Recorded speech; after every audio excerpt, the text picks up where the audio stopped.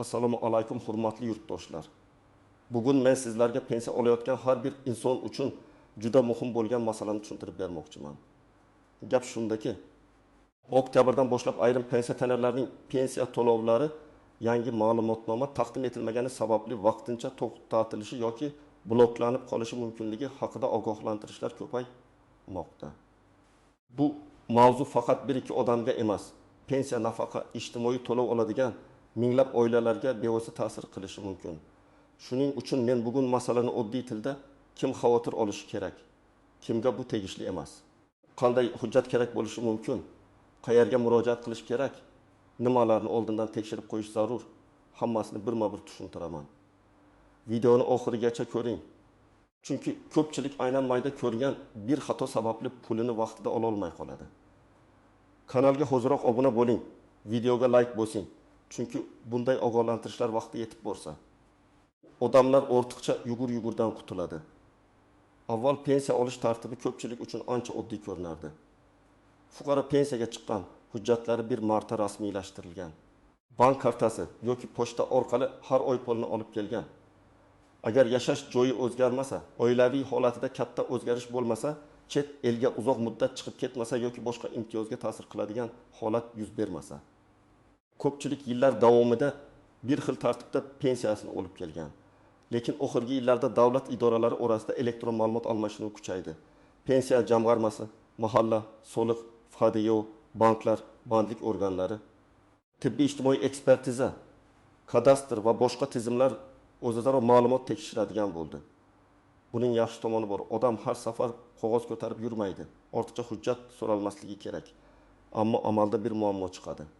Bazadagi ma'lumot eskirgan, noto'g'ri kiritilgan yoki umuman ko'rinmay qolgan bo'lsa, tizim pensionerni aniqlashtirish kerak deb belgilashi mumkin. Shunda pensiya to'lovi avtomatik tarzda tekshiruvga tushadi. Mana shu joyda yangi ma'lumotnoma masalasi paydo bo'ladi. Ma'lumotnoma deganda hamma uchun bitta hujjat nazarda tutilmasligi mumkin. Ayrimlarga yashash joyi bo'yicha ma'lumotnoma kerak bo'ladi. Ayrimlarga oilaviy holat, qaramog'idagi shaxs, o'qiyotgan farzand, nogironlik holati, tiriklikni tasdiqlash, ish joyi yoki daromad bo'yicha ma'lumot talab qilinishi mumkin. Muhimi, pensioner o'z holatini tasdiqlab bermasa, to'lov shubhali yoki tekshirilmagan maqomida qolib ketishi mumkin. Bu yerda men bitta narsani alohida aytaman. Pensiya butunlay bekor bo'lib ketadi degan vahimaga berilmaslik kerak. Ko'p holatda gap to'lovning vaqtincha to'xtatilishi yoki kechikishi haqida bo'ladi. Ya'ni hujjat topshirilib, ma'lumot to'g'rilansa, pensiya qayta tiklanadi va ko'p hollarda to'lanmay qolgan davr uchun ham hisob-kitob qilinadi. Lekin muammo shundaki, odam vaqtida bilmasa, oyning kerakli paytida pul tushmaydi. Dori-darmon, kommunal to'lov, oziq-ovqat, kredit yoki qarz rejalari buziladi. Birinchi navbatda yashash manzili o'zgargan. Lekin pensiya bo'limiga yoki tegishli idoralarga bu haqda aniq xabar bermagan pensionerlar e'tiborli bo'lishi kerak. Masalan, odam Toshkent viloyatidan Samarqandga ko'chib ketgan. Propiskasi o'zgargan yoki vaqtincha ro'yxatda turibdi. Lekin pensiya hujjatlari eski manzilda qolgan. Bank kartasiga pul tushayotgani uchun u hammasi joyida deb o'ylaydi. Ammo tizim ma'lumotlarini solishtirganda yashash joyi bo'yicha tafovut ko'rinadi. Natijada idora bu odam qayerda doimiy yashayapti, to'lov qaysi hudud orqali yuritilishi kerak deb aniqlashtirish so'rashi mumkin. Ikkinchi guruh, o'quvchini yo'qotganlik pensiyasi yoki nafaqasi oladigan oilalar. Bu toifadagi to'lovlarda qaramog'idagi farzandning yoshi, o'qish holati, turmushga chiqqan-chiqmaganligi, ishga kirgan-kirmaganligi juda muhim. Masalan, 18 yoshdan oshgan farzand kunduzgi ta'limda o'qisa, ayrim hollarda to'lov davom etishi mumkin. Lekin o'qiyotganini tasdiqlovchi ma'lumotnoma yangilanmasa, tizim 15 yoshdan oshdi, endi asos bormi deb savol qo'yadi. Shunda to'lov to'xtab qolishi mumkin. Uchinchi guruh, nogironlik pensiyasi yoki nafaqasi oluvchilar. Nogironlik muddatsiz belgilangan bo'lsa, vaziyat boshqa. Ammo muddatli belgilangan bo'lsa, qayta ko'rikdan o'tish sanasi. Xulosasi elektron bazadagi tasdiq juda muhim. Masalan, fuqaroning nogironlik muddati 1 oktyabrgacha bo'lgan, u qayta komissiyadan o'tgan, lekin yangi ma'lumot bazasiga vaqtida tushmagan. Pensioner men ko'rikdan o'tdim-ku deydi. Lekin pensiya tizimida hali eski ma'lumot turgan bo'lsa, to'lov bloklanishi ehtimoli bor. 4-guruh, chet elga uzoq muddat ketgan yoki tez chiqib kirib yuradigan pensionerlar. Ayrim davlatlarda yashab turib O'zbekistondagi pensiyani olish masalasi alohida tartiblar bilan bog'liq bo'lishi mumkin. Tiriklikni tasdiqlash, yashash joyi, bank kartasidan foydalanish, vakil orqali olish kabi masalalarda hujjatlar aniqlashtiriladi. Masalan, Otaxon Rossiyadagi farzandinikida 6 oy yashab keldi. Pensiya kartasidan kelini yoki o'g'li foydalanib turgan. Bunday holatda bank va pensiya tizimi ayrim operatsiyalarni shubhali deb baholashi yoki tiriklikni tasdiqlashni so'rashi mumkin. 5-guruh pensiyani ishonchnoma orqali olayotganlar. Agar pensioner yura olmasa, boshqa odamga ishonchnoma bergan bo'lsa, ishonchnomaning muddati, notarial tasdiqi pensionerning holati doimiy nazoratda bo'lishi kerak. Muddati o'tgan ishonchnoma bilan pul olish mumkin emas. Agar yangi ishonchnoma rasmiylashtirilmasa yoki pensioner tirikligi tasdiqlanmasa, to'lov kechikadi. 6-guruh qo'shimcha ustama, kompensatsiya yoki imtiyoz oladiganlar. Masalan, yolg'iz keksalar, parvarishga muhtoj shaxslar, urush yoki mehnat faxriylari, ayrim toifadagi ijtimoiy himoyaga muhtoj fuqarolar qo'shimcha to'lov olishi mumkin. Bunday to'lovlar uchun asos bo'lgan ma'lumot yangilanmasa, aynan qo'shimcha qism to'xtashi. Ba'zan butun ish qayta tekshiruvga tushishi mumkin. Agar sizning pensiya hujjatlaringiz to'liq bo'lsa, yashash joyingiz o'zgarmagan bo'lsa, bank kartangiz faol bo'lsa, nogironlik yoki boquvchisini yo'qotganlik kabi muddatli asoslar bo'lmasa, qo'shimcha ustama uchun alohida ma'lumotnoma talab qilinmasa, odatda katta xavotirga o'rin yo'q. Lekin bu umuman tekshirmasangiz ham bo'ladi degani emas. Men har bir pensionerga kamida bir marta o'z ma'lumotlarini tekshirtirib qo'yishni tavsiya qilaman. Masalan, 30 yoshga do'yri pensiya olayotgan ayol 32 yoshda. Doimiy yashash manzili o'zgarmagan. Pensiya kartasiga har oy pul tushadi. Unga yangi o'qish ma'lumotnomasi yoki nogironlik xulosasi kerak emas. Lekin familiyasi pasportda bir xil, bankdagi ma'lumotlari to'g'ri, telefon raqami pensiya bo'limida yangilanganmi? Buni bilib qo'ygan yaxshi. Chunki muammo ko'pincha pensiya huquqida emas, texnik tafovutda chiqadi. Yana bir misol, yetim yoshli otaxon pensiyasini bank kartasiga oladi. O'zi shu mahallada yashaydi, hech qayerga ko'chmagan. Hujjatlarda familiya, ism, tug'ilgan sana to'g'ri. Bunday odamning to'lovi to'satdan to'xtab qolishi ehtimoli ancha past. Ammo kartaning muddati tugagan bo'lsa, bank kartasi bloklangan bo'lsa yoki pasport yangilangani bankka yetkazilmagan bo'lsa, pensiya tizimi emas, bank tomonidan muammo chiqishi mumkin. Shuning uchun kartani ham tekshirish kerak. Birinchi misolni olaylik. Gulchehra opa 28 yoshda boquvchisini yo'qotganlik pensiyasi oladi. Uning o'g'li 11-yoshga to'lgan. Kollejdan keyin universitetga kunduzgi bo'limga kirdi. Opa, o'g'lim o'qiyapti, demak to'lov davom etadi deb yurdi. Lekin universitetdan o'qish haqida yangi ma'lumotnoma olib pensiya bo'limiga topshirmadi. Tizimda esa bola 15 yoshga to'lgani ko'rindi. Natijada keyingi oy pul tushmadi. Opa bankka bordi. Bank bizda pul kelmagan dedi. Pensiya bo'limiga borganda esa o'qish ma'lumotnomasi kerakligi aytildi. Hujjat topshirilgandan keyin to'lov tiklandi. Lekin u bir necha hafta dori va ro'zg'or pulisiz qiynaldi. Ikkinchi misol. Karim aka nogironlik pensiyasi oladi. Uning nogironlik guruhi 1 yilga belgilangan. Qayta ko'rikdan o'tish sanasi yaqinlashgan. Lekin u kasal bo'lib, komissiyaga kech bordi. Komissiyadan o'tgach, xulosa berildi, ammo ma'lumot elektron tizimga darhol tushmadi. Shu orada pensiya to'lovi vaqtincha to'xtadi. Bu yerda Karim akaning pensiya huquqi yo'qolmagan, lekin tasdiqlovchi asos yangilanmagani uchun tizim to'lovini ushlab turdi. Demak, muddatli nogironlik bo'lsa, qayta ko'rik sanasini oxirgi kunga qoldirmaslik kerak. Uchinchi misol. Sayora opa Toshkentda pensiya olardi, keyin qizi bilan Andijonga ko'chib ketdi. Propiska masalasi o'zgarib, pasportdagi ma'lumot yangilandi, lekin pensiya bo'limiga murojaat qilinmadi. Bir necha oy pul tushib turdi. Keyin ma'lumotlar solishtirilganda uning yashash joyi va pensiya ishi boshqa hududda ko'rindi. Pensiya bo'limi aniqlashtirish so'radi. Sayora opa, men kartadan olyapman-ku, nima farqi bor dedi. Farqi shundaki, davlat to'lovi aniq shaxsga aniq asosda aniq hududiy ma'lumot bilan yuritiladi. Ma'lumot mos kelmasa, to'lov tekshiruvga tushadi. 4-misol. Rustam akaning pensiyasini o'g'li kartadan olib beradi. Otaxon yura olmaydi. Lekin ishonchnoma muddati tugagan.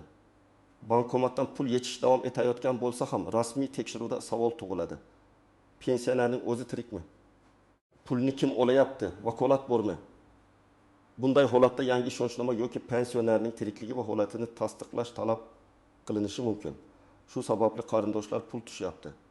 Demak, hammasi joyida deb beparvo bo'lmasligi kerak. Hamma ma'lumotnomani ham fuqaro qog'ozda olib borish shart emas. Ayrim ma'lumotlar idoralar o'rtasida elektron almashadi. Masalan, pasport ma'lumotlari, o'lim qaydi, nikoh yoki ajrim, ayrim ta'lim ma'lumotlari, nogironlik xulosalari elektron tizim orqali ko'rinishi mumkin.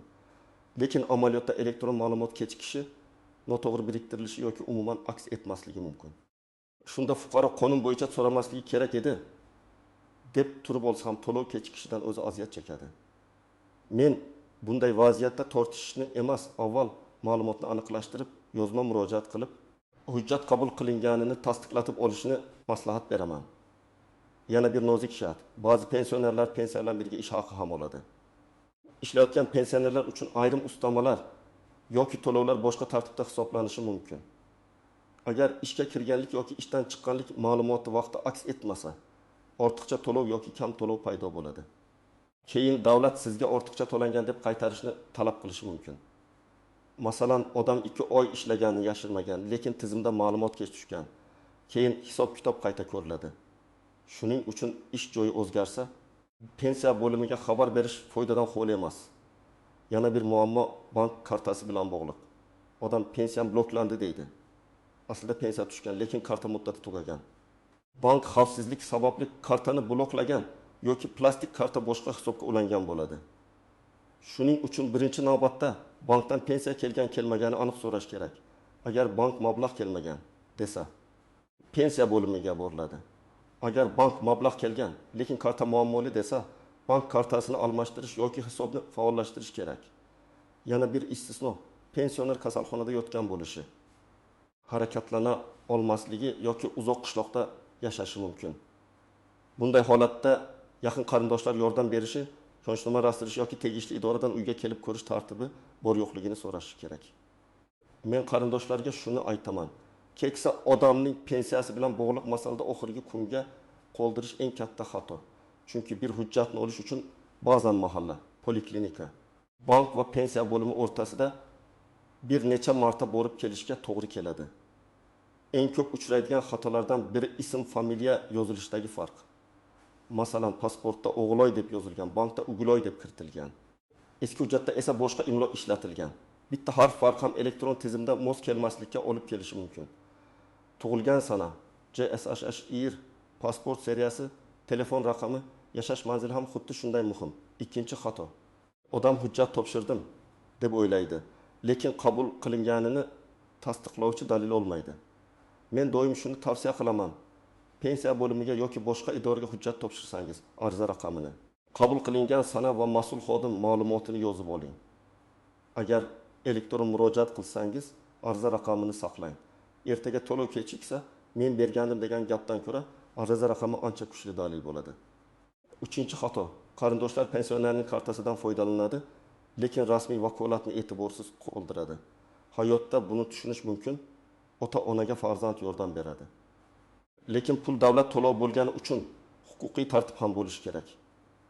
Ayniqsa pensioner yotib qolgan bo'lsa, ishonchnoma, parvarish bilan bog'liq hujjatlar, tibbiy ma'lumotlar tartibli bo'lishi kerak. 4-xato. Mahalladagilar biladi deb rasmiy idoraga xabar bermaslik. Mahalla sizni tanishi mumkin, qo'shnilar ham bilishi mumkin, lekin pensiya to'lovi tizim orqali yuradi. Tizimda ma'lumot bo'lmasa, og'zaki tanish bilish yordam bermaydi. Shu sababli har qanday muhim o'zgarish rasmiy qayd etilishi kerak. Endi nima qilish kerakligini aniq aytaman. Birinchi qadam, pensiyangiz qaysi asosda to'lanayotganini aniqlang. Yoshga doir pensiyami, nogironlik pensiyasimi, boquvchisini yo'qotganlik pensiyasimi, ijtimoiy nafaqami yoki qo'shimcha ustama bilan birga to'lanadigan to'lovmi? Chunki ketak bo'ladigan hujjat aynan shu asosga bog'liq. Ikkinchi qadam, shaxsiy ma'lumotlaringizni tekshiring. Pasport yoki ID karta, JSHIR, yashash manzili, telefon raqami, bank karta ma'lumotlari bir-biriga mos bo'lishi kerak. Agar yaqinda pasport almashtirgan bo'lsangiz, bankka ham, pensiya bo'limiga ham yangi ma'lumot tushganini tekshirtiring. O'zi avtomatik yangilanadi deb o'tirmang, amalda kechikish bo'lishi mumkin. Uchinchi qadam, agar sizda muddatli asos bo'lsa, ya'ni nogironlik muddati. O'qish ma'lumotnomasi, ishonchnoma muddati vaqtincha ro'yxat yoki boshqa cheklangan muddatli hujjat bo'lsa, uning tugash sanasini yozib qo'ying. Telefoningizga eslatma qo'ying yoki farzandingizga ayting. Muddat tugashidan kamida 20 kun oldin harakatni boshlang. Oxirgi kuni bo'lsangiz tizimga tushguncha vaqt ketadi. 4-qadam. Pensiya bo'limiga oldindan murojaat qiling. O'zingiz yashayotgan hududdagi pensiya jamg'armasi bo'limiga boring yoki telefon orqali bog'laning. Ulardan shunday so'rang: "Mening pensiya ishim bo'yicha yangilanishi kerak bo'lgan ma'lumotnoma bormi? To'lovimda cheklov yoki aniqlashtirish belgisi yo'qmi?" Bu savolni aniq bering. Shunda umumiy javob emas, aynan sizning holatingiz bo'yicha ma'lumot olish imkoniyati oshadi. 5-qadam. Kerakli hujjatlarni tayyorlang. Odatda shaxsni tasdiqlovchi hujjat, pensiya guvohnomasi yoki pensiya bilan bog'liq ma'lumot, bank karta rekvizitlari, yashash joyi bo'yicha ma'lumot, o'qish ma'lumotnomasi, tek xulosasi, ishonchnoma, FSHDY hujjatlari. Mahalla ma'lumotnomasi kabi hujjatlar talab qilinishi mumkin. Lekin hammasi hammaga kerak emas.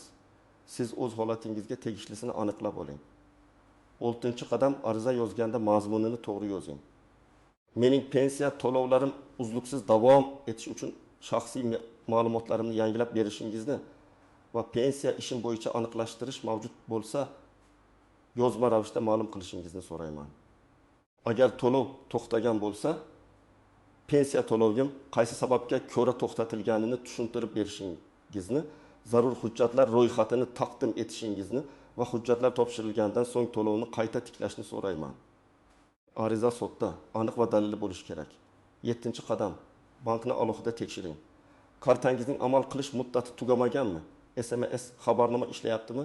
Hisob raqami faolmi? Karta bloklanmaganmi? Pensiya aynan shu kartaga bog'langanmi?